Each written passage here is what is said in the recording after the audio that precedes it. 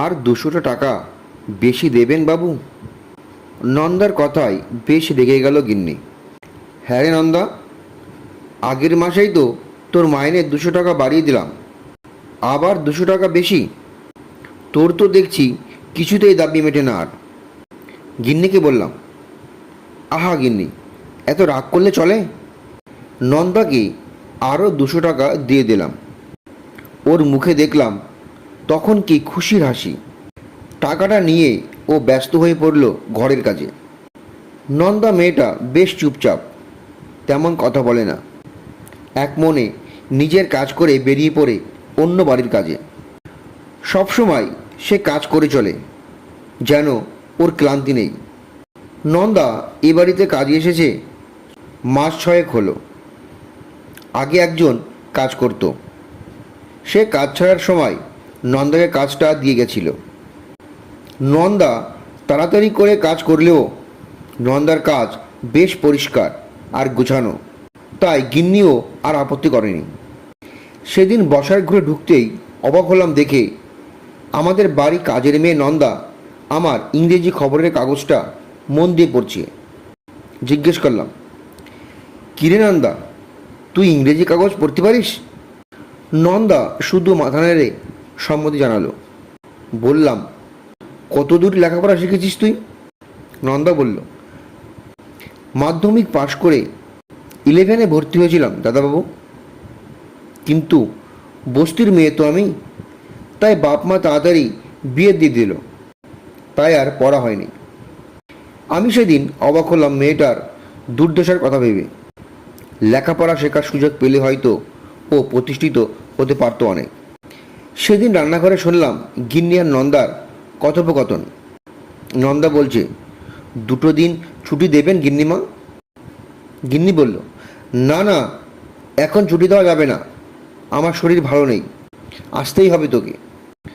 নন্দা সেদিন মুখ ফুটে বলতে পারল না যে ছেলেটার পরীক্ষা শুরু হবে কদিন পর, তাই ছুটিটা চাইছিল সে।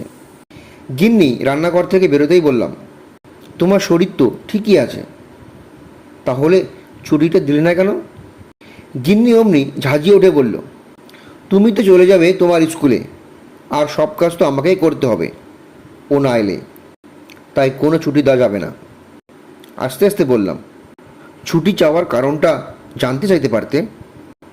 কিন্তু গিন্নি আমার কথায় কোনো গুরুত্ব না দিয়েই চলে গেল। নন্দার এ কদিন রাতে ঘুম নেই, রাত থাকতে ওঠে রান্না চাপায় ছেলের জন্য। পরীক্ষার দিন, না হলে যে ছেলেটাকে খালি পেটে যেতে হবে। সকালে ছেলে বসে থাকে মুখ গুজে বইয়ে। নন্দা ছেলেকে খাইয়ে দেয় নিজের হাতে, তারপর ছেলেকে ভালো করে পরীক্ষা দেওয়ার কথা বুঝিয়ে দিয়ে ছোটে বাস রাস্তায়।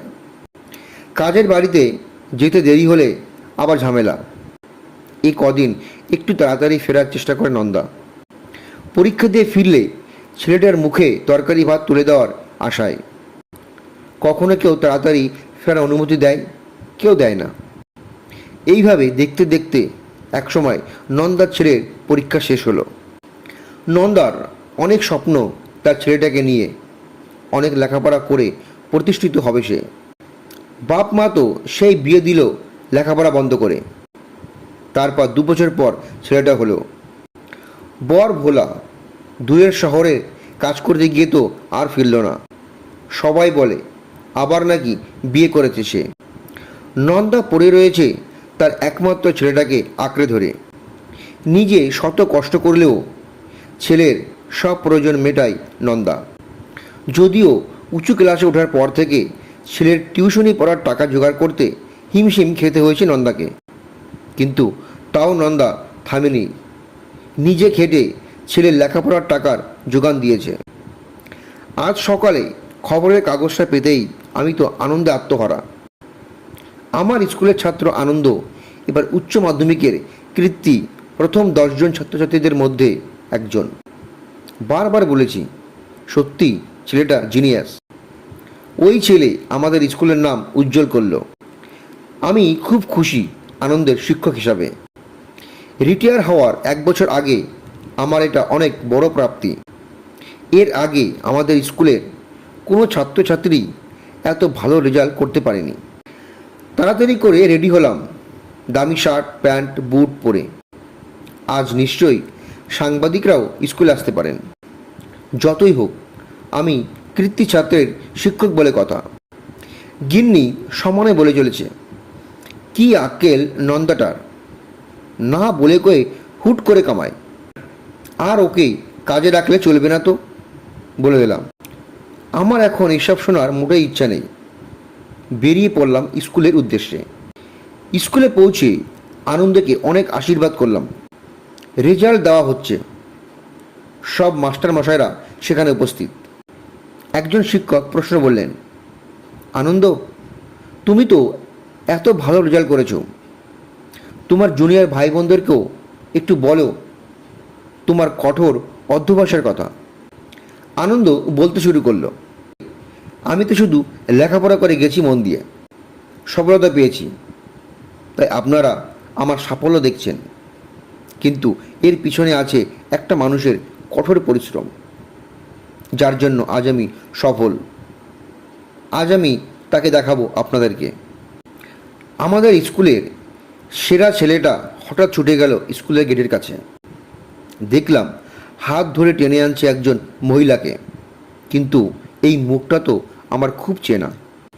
এই যে আমার বাড়ির কাজের মেয়ে নন্দা।